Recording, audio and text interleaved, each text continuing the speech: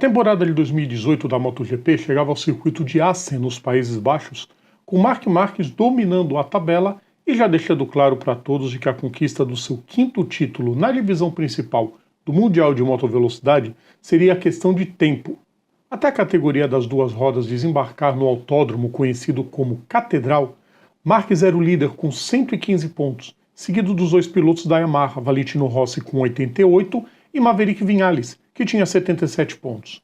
Jorge Lorenzo, que vinha de 2 vitórias consecutivas em Mugello e Barcelona, as suas 2 primeiras pela Ducati, aparecia em 7º junto ao então vice-campeão e seu companheiro de equipe, Andrea Dovizioso, com 66 pontos. Quinta-feira, 4 de julho de 2024, e esta é mais uma lembrança de quinta.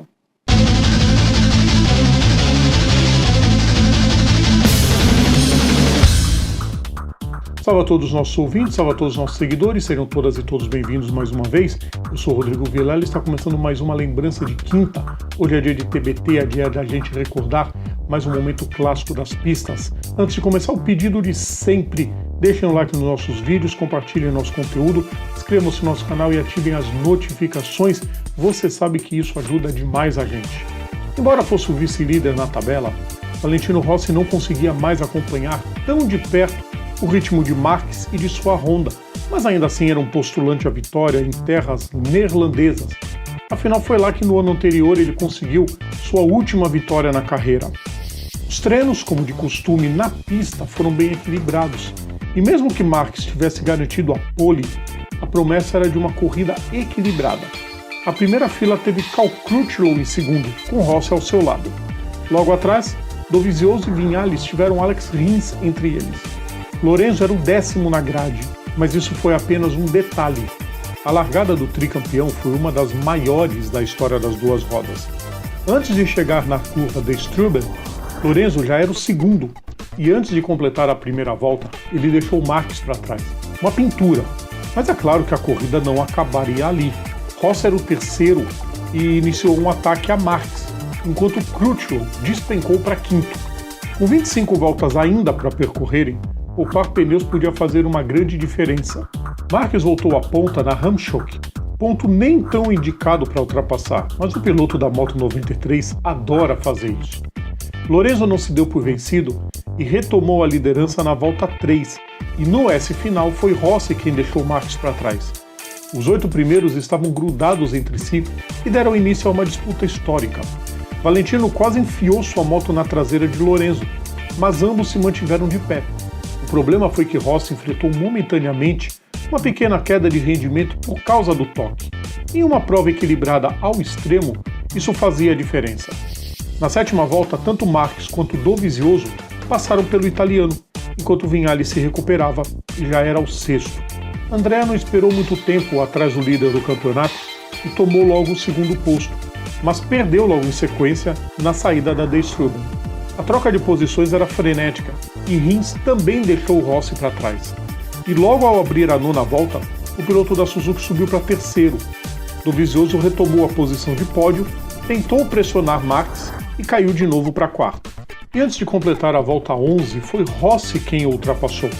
Até então não havíamos tido nenhuma volta onde as 10 primeiras posições se mantivessem iguais à da volta anterior, um primor de corrida. No início da volta 12, Rins deixou avisado que não se contentaria em somente assistir às disputas. Na saída da De Strubben, ele tocou carenagem com Marquez e pulou para 2º. O piloto da Honda quase caiu com o desequilíbrio e Dovizioso foi para 3º.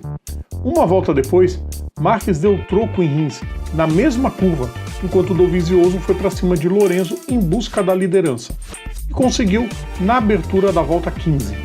Viñales e Rins passaram a duelar pela 4ª posição com Rossi à espreita de ambos. Na frente, de novo na Ramshoek, Marquez ultrapassou Lorenzo e voltou a ser 2º. A volta 16 foi a mais tranquila em termos de mudanças de posição. Só tivemos uma entre os ponteiros, quando Rossi deixou seu companheiro de equipe para trás na chicane. Com 10 voltas para o fim, na Steckenwall, Lorenzo voltou a ser o 2º colocado, enquanto Viñales passou Rossi na Hoogerheide. A briga pela vitória ainda prometia bastante. Lorenzo passou Dovizioso na primeira perna da chicane, o italiano deu X e ambos se tocaram levemente na Dirk-Timmer. Separados por menos de 1 segundo, os 7 primeiros colocados davam uma aula de arrojo e lealdade. Viñales abriu a volta 18 em terceiro e viu de camarote ao passe e repassa entre os pilotos da Ducati. Pior para Lorenzo, que não perdeu só a chance de retomar a liderança, como também foi deixado para trás por Marques na curva debut e por Viñales na Mandevin. Na chicane, Rossi pulou para quarto e a carruagem de Lorenzo começava a virar abóbora.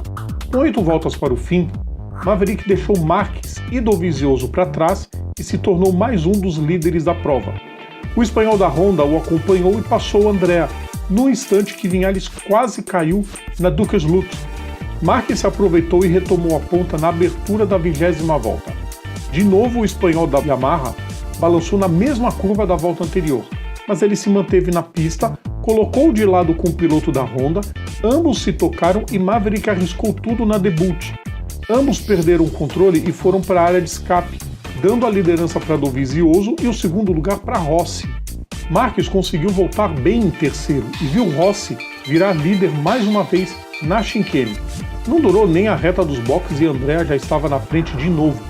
Mas quando a transmissão de TV retornou para a imagem ao vivo, havia um trio wide entre Marques, Rossi e Dovizioso.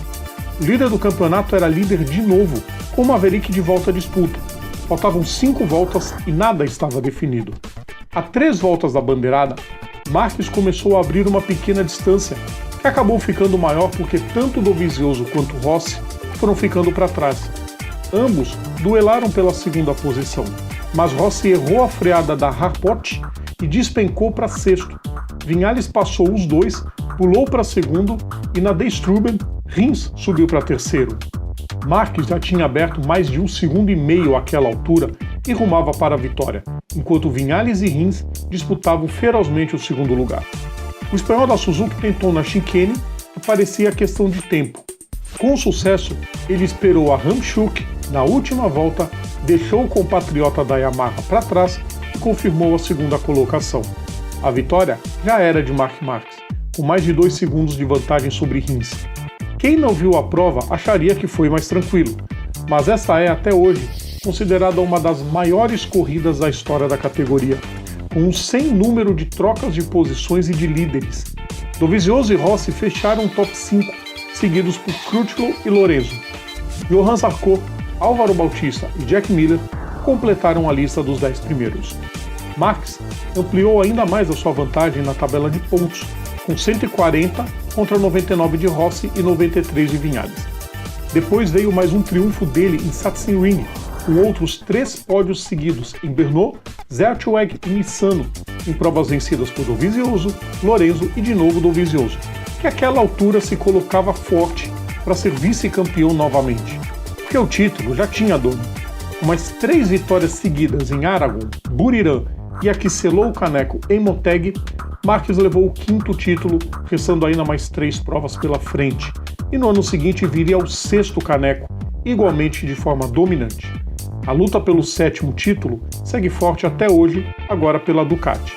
E com certeza aquele triunfo em Assen, numa corrida memorável para os fãs, segue como uma das maiores de sua carreira.